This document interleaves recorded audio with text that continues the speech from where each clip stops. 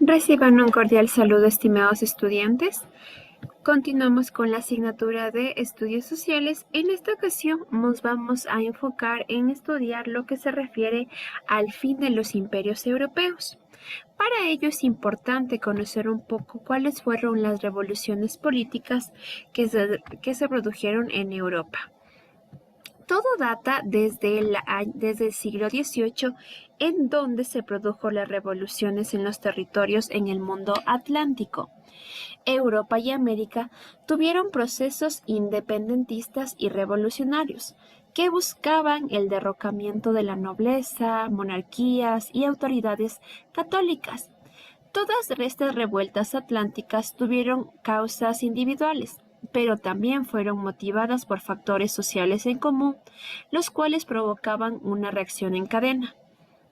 Uno de los eventos centrales fue la Guerra de los 7 Años, la cual se produjo en 1756 hasta 1763, los cuales afectaron tanto a las potencias de España, Francia e Inglaterra como a las colonias de América.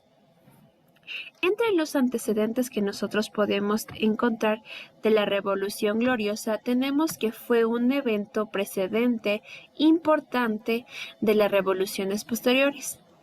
Trajo el derrocamiento del rey de Inglaterra, Jacobo II, y la caída de la monarquía absoluta británica. Es en el año de 1686.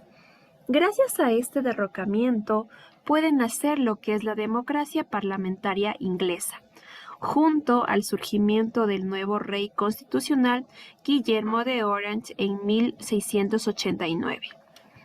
Desde ese momento, la realeza deja de ser absoluta y toma decisiones que primero deberían pasar por el Parlamento inglés. Uno de los avances más significativos de la Revolución Gloriosa fueron las primeras leyes democráticas en la Carta de Declaración de Derechos, en lo que se produjo en ese mismo año, que abogaba por la democracia, es decir, el derecho del pueblo a elegir a sus representantes, también tener una libertad religiosa, el protestantismo, en menor medida el anglicanismo.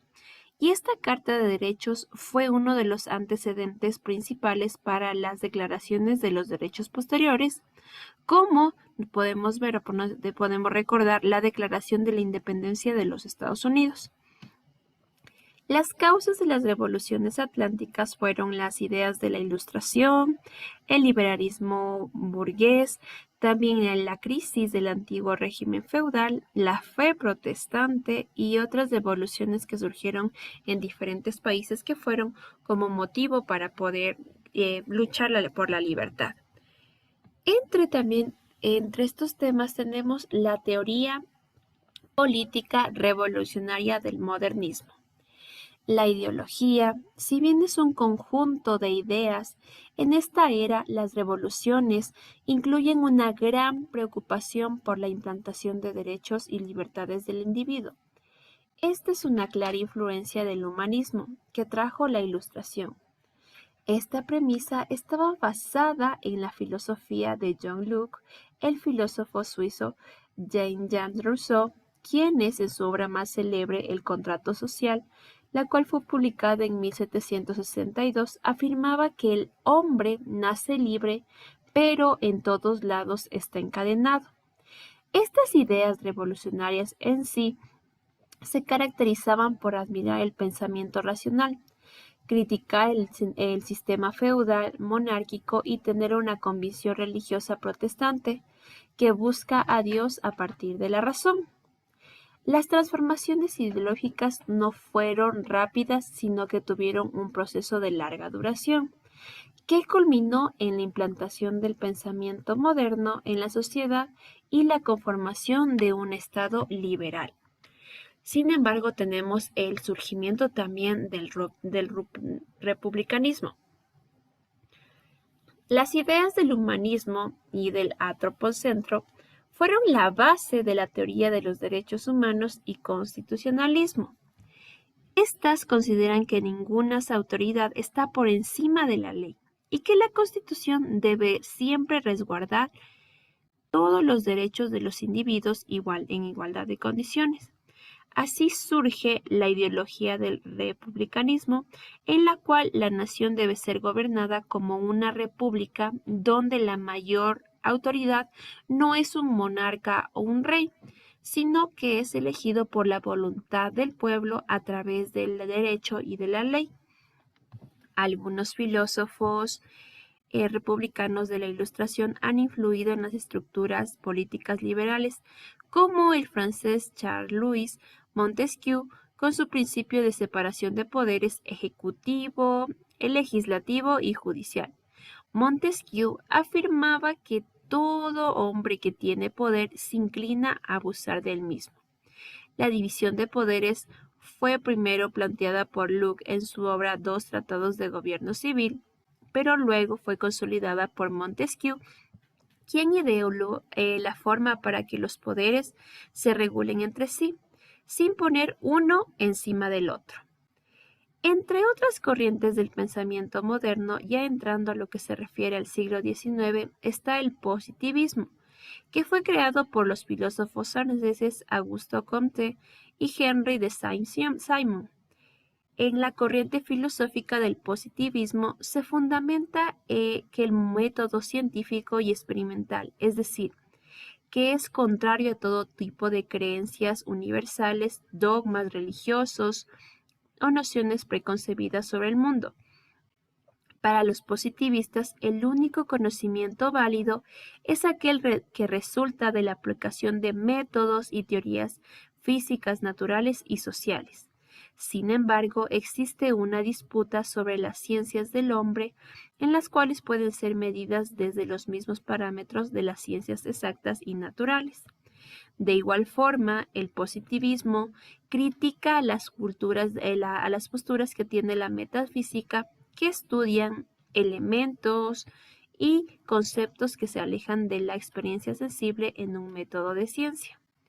Para ello también vamos a enfocarnos en ver lo que se refiere al liberalismo social.